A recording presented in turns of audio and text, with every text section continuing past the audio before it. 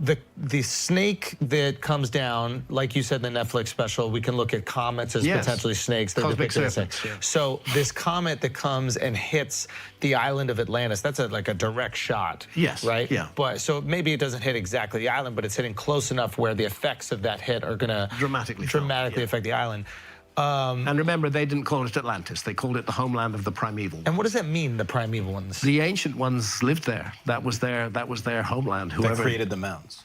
Who then, their survivors, who included 7 sages, traveled around the world seeking to rebuild their lost civilization. And we've heard this. And Egypt was one of the places they went to. Okay, now, some people say the Azores Plateau might be Atlantis. Have you ever been there? And maybe we can describe really quickly where that is. Well, it's in the Mid-Atlantic, and on the Mid-Atlantic Ridge. The Mid-Atlantic Ridge is interesting because there's a phenomenon called isostasy.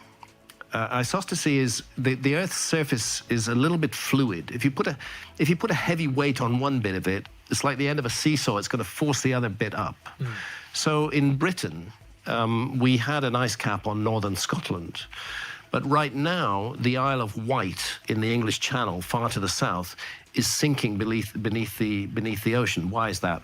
Because the ice cap on northern Scotland pushed northern Scotland down and lifted up the Isle of Wight.